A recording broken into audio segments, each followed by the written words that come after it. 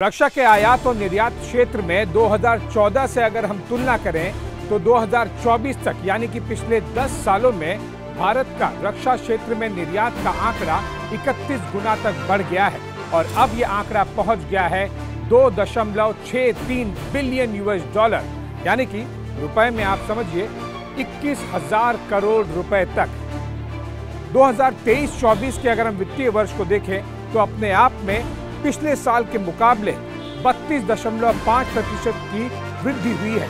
ये सारे के सारे आंकड़े केवल एक तरफ इशारा कर रहे हैं कि जो देश कुछ साल पहले तक एक रक्षा के क्षेत्र के आयातक के तौर पर बदनाम था, अब तेजी से एक रक्षा क्षेत्र का निर्यातक भी तेजी से बनकर उभर रहा है। और इसी के साथ साथ एक बेहतरीन चीज हो रही है, वो है भारतीय थल सेना, वायुसेना और नौसेना की आत्मनिर्भरता। क्योंकि जब तक हम अपनी सेनाओं की जरूरतें पूरी नहीं करेंगे, विदेशी सेनाओं को सामान कैसे बेचेंगे। दुनिया की सबसे तेज सुपरसोनिक क्रूज मिसाइल ब्रह्मोस ने पहला निर्यात शुरू कर दिया है और जो 375 मिलियन यूएस डॉलर की डील लगभग 2 साल पहले 2022 में शुरू की गई थी फिलीपींस के साथ में, अब उस डील में डिलीवरी की शुरुआत हो गई है। इस डिलीवरी के तहत 3 महत्वपूर्ण चीजें ब्रह्मोस एरोस्पेस प्राइवेट लिमिटेड को, जो कि जॉइंट वेंचर है डीआरडीओ भारत का और एनपीओ रशिया का, इनके बीच का 3 प्रमुख चीजें फिलीपीन के मरीन कोर को डिलीवर करनी है। सबसे पहले है ब्रह्मोस के मिसाइल्स की 3 बैटरीज। एक एक बैटरी में ब्रह्मोस के कई मिसाइलें होती हैं। अब ऐसे एक बैटरी के 3 अलग अलग सेट ब्रह्मोस को डिलीवर करने हैं 2025 से पहले। दूसरा है ट्रेनिंग प्रोवाइड करना, जो कि मेंटेनेंस और साथ ही साथ जो ऑपरेट करता है उसके ट्रेनिंग को लेकर। और तीसरा है आईएलएस यानी कि इंटीग्रेटेड लॉजिस्टिक्स सपोर्ट। ये 3 प्रमुख डिलीवरेबल्स हैं ब्रह्मोस एरोस्पेस प्राइवेट लिमिटेड से फिलीपीन मरीन कोर के लिए अगले जो कि 1.25 सालों में पूरे करने हैं। दूसरी अगर आप महत्वपूर्ण बात देखें ब्रह्मोस की टेक्निकलिटीज को लेकर, तो ये मिसाइल किसी भी रेडार पर डिटेक्ट कर पाना भी बहुत मुश्किल है। वो इसलिए क्योंकि ये दुनिया की सबसे तेज सुपरसोनिक क्रूज मिसाइल है। इससे पहले कि मैं ब्रह्मोस की आपको एग्जैक्ट स्पीड के बारे में बताऊं, लेकिन सुपरसोनिक क्या होता है ये सबसे पहले समझ लीजिए। सुपरसोनिक यानी कि वो रफ्तार, वो गति जो ध्वनि से ज्यादा हो। और यहाँ पर सबसोनिक, सोनिक और सुपरसोनिक, इन 3 अलग अलग कैटेगरीज में मिसाइल्स को बांटा जाता है। और बहुत ही कम, मुश्किल से 1 या 2 मिसाइल्स हैं पूरे विश्व में जो कि सुपरसोनिक है, यानी कि ध्वनि की रफ्तार से ज्यादा रफ्तार रखने वाली। और अब यहाँ पर आता है ब्रह्मोस की जो गति है, जो स्पीड है, वो है 2.8 मैक। मैक यानी कि ध्वनि की रफ्तार। और इसीलिए लगभग 3 गुना जब ध्वनि की रफ्तार से अगर कोई मिसाइल चलेगी तो उसे किसी भी मिसाइल को डिटेक्ट कर पाना मुश्किल है।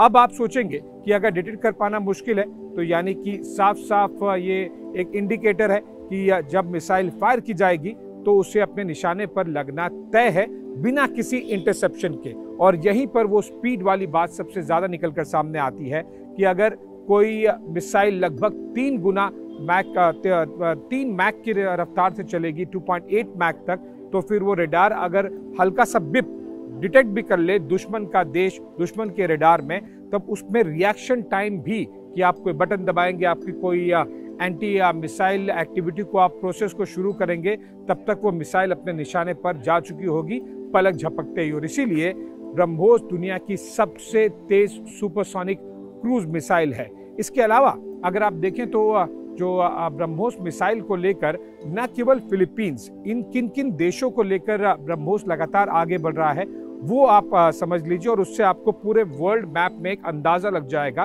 कि केवल और केवल दक्षिण पूर्वी एरिया जो एशिया के देश हैं, केवल उस एरिया में ही नहीं जहां पर फिलीपींस को ऑलरेडी सपोर्ट दिया जा रहा है, वियतनाम से भी बातचीत चल रही है, साथ ही साथ मलेशिया को भी जो ब्रह्मोस एनजी है, नेक्स्ट जनरेशन, जो कि लाइटर वर्जन है ब्रह्मोस मिसाइल का, जिसे तेजस के साथ में पैकेज के तौर पर बेचे जाने की कोशिश की जा रही है भारत द्वारा मलेशिया को। इन तीनों देशों के अलावा जो मिडिल ईस्ट में भी कुछ देश हैं, विशेष तौर पर सऊदी और साथ ही साथ कुछ और देश जिनका नाम लेना भी फिलहाल national security point of view सही नहीं होगा, उन देशों में भी अगर आप पूरा देखें तो साउथ ईस्ट एशिया और मिडिल ईस्ट के सभी देशों में लगभग आधे दर्जन ऐसे देश हैं जो कि अब ब्रह्मोस के एक्सपोर्ट रेडार पर हैं, जिनसे ऑलरेडी बातचीत शुरू हो गई है और वो अलग अलग स्टेजेस पे हैं। तो फिलीपींस को डिलीवरी की शुरुआत हो चुकी है, लेकिन ऐसे आधे दर्जन और फिलीपींस जैसे देश हो सकते हैं जहां पर ब्रह्मोस मिसाइल की एक्सपोर्ट की जाएगी। ब्रह्मोस मिसाइल का एक और महत्वपूर्ण एंगल है और वो है इंडिया के डिफेंस एक्सपोर्ट को लेकर। अगर हम 2014 से पिछले 10 सालों में देखें तो ये आंकड़ा 31 गुना बढ़ गया है और ये आंकड़ा बढ़कर हो गया है लगभग 2.63 बिलियन यूएस डॉलर, यानी कि लगभग 21,000 से 21,500 करोड़ रुपए के आसपास का ये आंकड़ा है और ये लगातार तेजी से आगे बढ़ता जा रहा है।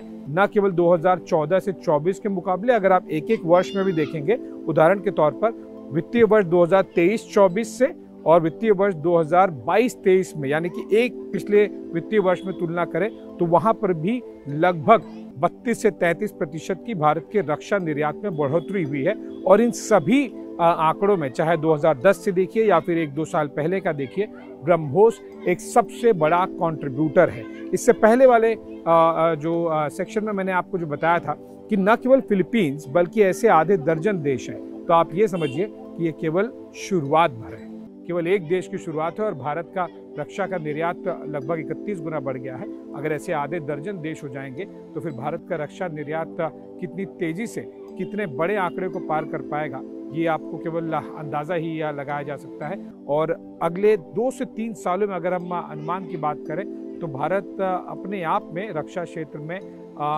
इसना जो 2.62 बिलियन यूएस डॉलर है, ये अपने आप में दुगुना होकर 5 बिलियन यूएस डॉलर तक हो सकता है, यानी कि आप समझिए लगभग 45,000 करोड़ रुपए तक का ये आंकड़ा पहुंच सकता है।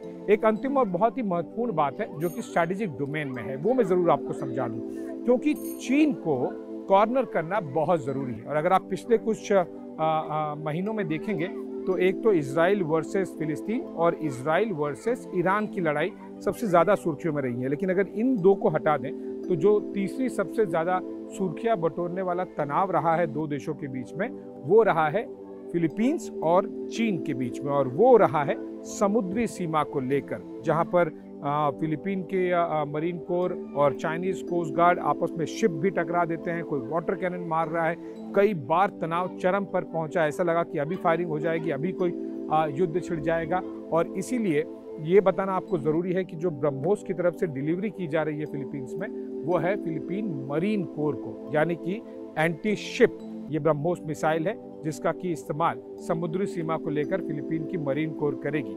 मतलब साफ है कि न्यू दिल्ली से वाया मनीला बीजिंग को एक कड़ा संदेश दिया जा रहा है, और फिलीपींस केवल शुरुआत है। ये संदेश और भी ज़्यादा कड़ा हो जाएगा जब वियतनाम और मलेशिया को भी भारत ब्रह्मोस मिसाइलें बेचेगा।